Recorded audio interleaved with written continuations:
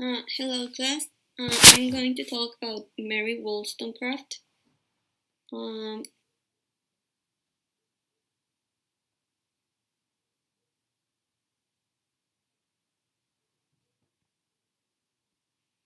okay, she was born in London in 1759. She was an English writer and philosopher, and she is considered one of the most important figures of 18th century feminism. Her family was a middle class, and she received an unusual education for a woman of her time. She learned to read and write at an early age and became interested in literature and philosophy. When she had 17 years, she married with an older man who is William Godwin, but the marriage was unhappy and ended in divorce. Um, Wollstone had a daughter, Mary Shelley, who will become a celebrated writer. And after her divorce, Wollstone dedicated herself to writing and teaching history and philosophy. And she died at the age 38 from an infection after giving birth to her second daughter. The 18th century was a century of revolutions, both political and intellectual. The Enlightenment, uh, an intellectual movement that defends reason and freedom. In the political, the French Revolution ended absolutism and established a republic. The American Revolution also had a significant impact on European history, inspired other independence movements. In intellectual enlightenment, promote critical thinking and the questions of traditions. Enlightenment philosophers such as John Locke and Rousseau advocated equal rights for all beings, regardless of sex, race, or social status.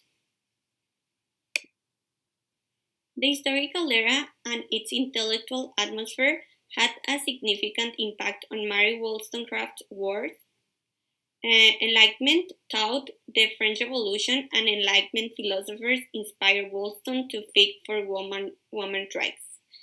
Uh, Also, Thomas Paine, who was an American revolutionary who wrote Common Sense, helped and inspired the American Revolution. Paine also defended women's rights. These are the philosophers contemporaries. John Locke, an English philosopher who defended natural rights of men, including the rights to the life, liberty, and property. Locke also believed that all human beings are equal and are entitled to equal rights. And Rousseau, who was a French philosopher who defended the idea that society corrupts human nature, Rousseau also believed that women are equal to men and in intelligence and ability, and that they should have equal rights. The dominant theory in Mary Wollstonecraft's time was the Enlightenment, an intellectual movement that defended reason, freedom, and equality. As I mentioned previously, the philosophers John Locke and Rousseau believed that all human beings are equal and have the rights to equal rights. These ideas influenced Wollstonecraft's thinking and inspired her to fight for women's rights. Wollstone was based on rationalism, like the Enlightenment philosophers believed that reason is the source of knowledge and that reason should guide for human life. And the individualist Enlightenment philosophers believe that individuals are autonomous beings who have the right of to freedom and self-determination. And Enlightenment philosophers also believe that all humans being an equal and entitled to equal rights. These are some of the of her major books. First one, I'm going to talk about Vindication of the Rights of Man, who has written in 1790. It was Wollstonecraft's first major publications, writing in response to Edmund Burke's reflections on the revolutions in France. In this work, Wollstonecraft defends the French Revolution and argues for the rights of all men to participate in government. Next is the Vindication of the Rights of Woman. This is the most important and the most famous work of Wollstonecraft, considered a foundation text of feminist philosophy. In this book, Wollstonecraft argues that women are not naturally inferior to men and that they deserve equal rights in education, politics, and economics. And talks on the education of daughters. This is still important work by Wollstonecraft, which focuses on importation of educating girls. In this book, Wollstonecraft argues that girls should receive an education that is equal to that of boys, so that they can become independent and self-sufficient women. And these are some of the publications. I'm going to explain what each of them is about. First, we have Mary, a Fiction. This is a novel that tells the story of a young woman who is forced to marry an older, and who talks about abusive men. Next is the original story from real life, a children's storybook promoting education and gender equality. Next is the letters writing during a brief residence in southern Norway and Denmark. And this is a collection of letters written by Wollstonecraft during her travels to Scandinavia. These letters provide insight into Wollstonecraft's ideas about travel, culture, and society. And then it's The Wrongs of Woman, or Maria, Wollstonecraft's only novel which tells the story of a woman who is impressionate in a mental, like on a mental. In the novel is a critic of the patriarchal society of the time and explores themes of gender inequality and female oppression. And then we have a posthumous work of the author of Vindications of the Rights of Women.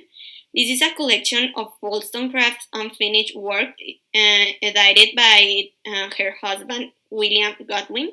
This collection includes fragments of novels, essays, and letters.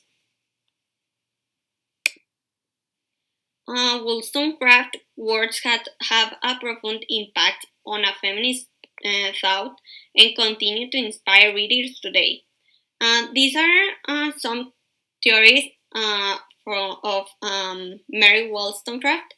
The first one is equality of the sex. Wollstonecraft believed that women are not naturally inferior to men, but are simply denied to the opportunity to develop their full potential due to social restrictions. She argued that women are capable of reason and critical thinking, just like men, and that they deserve equal rights and opportunities in education, politics, and economics. The importance of education, Wollstonecraft believed that education is essential for women's liberation. She argued that women should receive education that is equal to the men, so that they can be independent and self-sufficient individuals.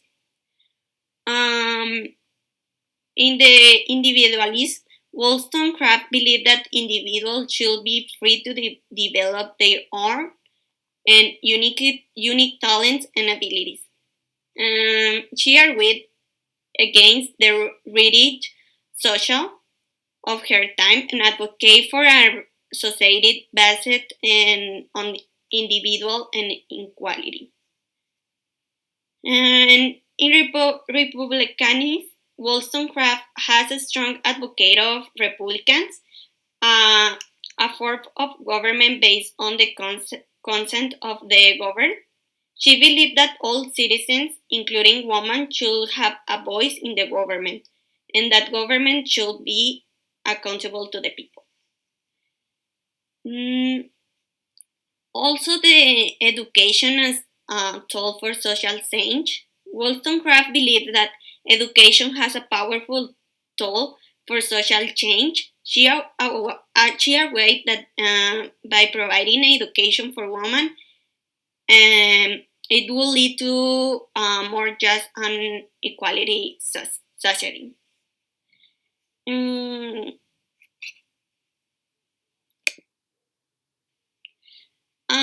this is a paragraph from Vindication of Women Rights, who Wollstonecraft explained how education can help women achieve equality with men. It says education in this sense is the great lever that must elevate the female gender to the rank that corresponds to it by natural right. If they were taught to think, they would not be afraid to act like reasonable beings. If they were taught to respect each other themselves, will not be so easily victims of tyranny. I found this is interesting because it's from her most famous book, and also because with this she inspired to many women to achieve her woman rights and the equality for the inequality to the men and women, and I think it's so important. Um, that's all. Thank you very much.